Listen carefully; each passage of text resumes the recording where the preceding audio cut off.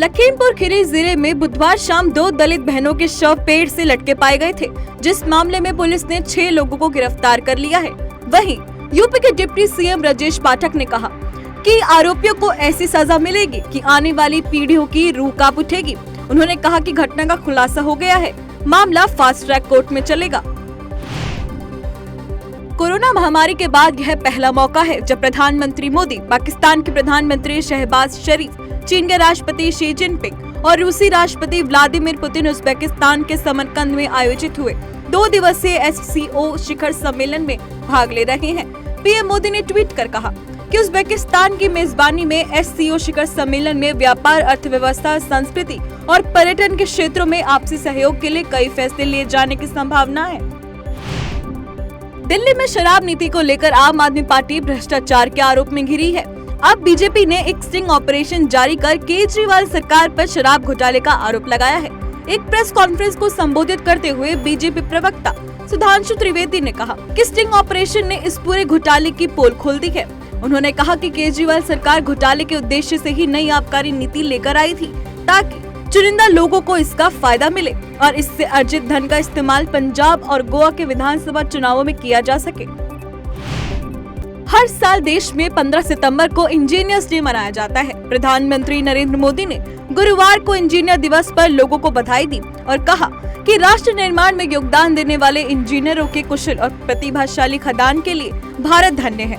वहीं गृह मंत्री अमित शाह ने देश के मेहनती इंजीनियरों को इंजीनियर्स दिवस की बधाई दी।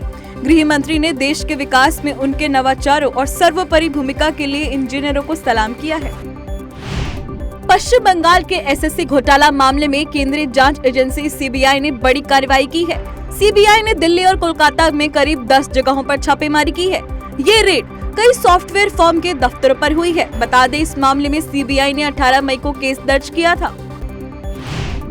जम्मू पुलिस को एक बड़ी सफलता हाथ लगी है। दरअसल पुलिस ने रियासी जिले में बड़ी कार्रवाई करते हुए एक खूंखार आतंकी को गिरफ्तार किया है। पुलिस ने आतंकी के घर से भारी मात्रा में हथियार और गोला बारूद भी बरामद किया है। इस आतंकी के तार पाकिस्तान के आतंकी से जुड़े पाए गए हैं। यह आतंकवादी रियासी जिले में आतंक फैलाने की फिराक में था।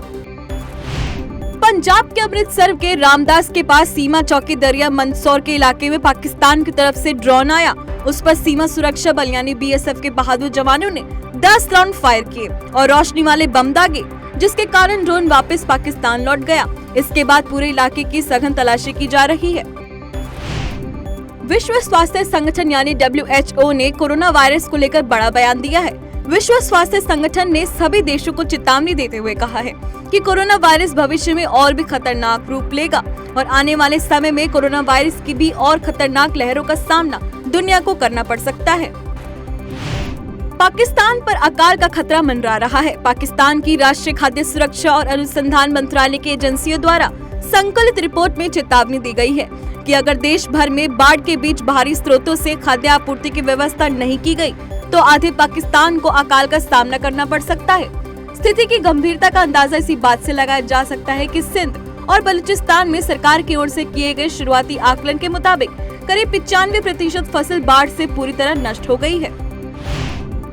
कनाडा में एक बार फिर से मंदिर को निशाना बनाया गया है। बताया जा रहा है कि कनाडा के टोरंटो में स्थित स्वामी नारायण मंदिर में कुछ असामाजिक तत्वों ने तोड़फोड़ की है। इसके साथ ही मंदिर की दीवारों पर भारत के विरोध में खालिस्तान के समर्थन में नारे लिखे। इस पूरी घटना से कनाडा में रह रहे हिंदुओं में नाराजगी है। साथ ही कनाडा में भारतीय उच्चायोग ने कनाडा की सरकार से इस संबंध में एक्शन लेने की मांग की है। जम्मू कश्मीर की राजनीति में नई पारी की शुरुआत करने वाले कांग्रेस के पूर्व नेता गुलाम नबी आजाद को एक आतंकी संगठन ने धमकी दी है। यह धमकी लश्कर ए तैयबा से जुड़े द रेसिस्टेंट फ्रंट ने जारी की है। आतंकी संगठन द रेसिस्टेंट फ्रंट ने आजाद के लिए यह धमकी भरा पोस्ट इंटरनेट मीडिया पर जारी करते हुए कहा कि गुलाम नबी आजाद की जम्मू कश्मीर की राजनीति में एंट्री ऐसे ही नहीं हुई है। यह एक सोची समझी रणनीति का हिस्सा है। यूपी के मुख्यमंत्री योगी आदित्यनाथ ने महाराणा प्रताप प्राथमिक स्वास्थ्य केंद्र पर गोरखपुर के पहले हेल्थ ATM का शुभारंभ किया। उन्होंने कहा कि गोरखपुर के 23 सरकारी अस्पतालों में आमजन को बेहतर चिकित्सा और जांच की सुविधाएं देने के लिए सरकारी अस्पतालों को हाईटेक बनाया जा रहा है। साथ ही हेल्थ ATM CSR फंड से उपलब्ध कराए जा रहे हैं। गुजरात विधानसभा चुनाव से पहले आम आदमी पार्टी यानी आप को बड़ा झटका लगा है। अहमदाबाद आप के उपाध्यक्ष शाकिर शेख ने इस्तीफा की घोषणा की है। उन्होंने पार्टी पर पैसे के बल पर टिकट देने का शाकिर शेख ने आरोप लगाया है कि पार्टी में काम करने वालों को छोड़कर बाहर से आए उम्मीदवारों को टिकट दिया गया। दिल्ली नगर निगम ने सभी आवासीय संपत्ति का साल 2021-22 से पहले का बकाया कर माफ करने का निर्णय लिया है। साथ ही साल 2021-22 और 22-23 के संपत्ति का केवल मूल भुगतान करने की छूट दी है।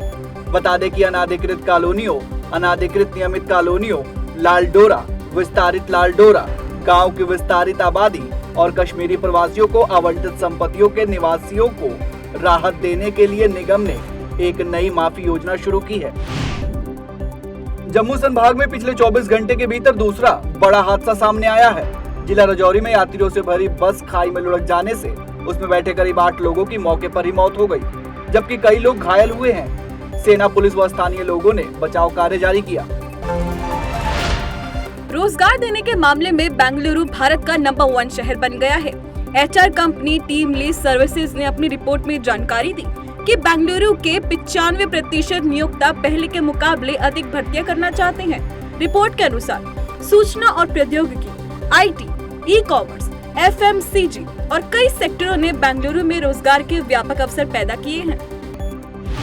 भारत के निर्यात में पिछले महीने के मुकाबले वृद्धि दर्ज की गई है। देश के वाणिज्य और व्यापार मंत्रालय ने आंकड़े जारी कर जानकारी दी कि भारत का निर्यात अगस्त में 1.6% की दर से बढ़कर 33.92 अरब डॉलर हो गया है।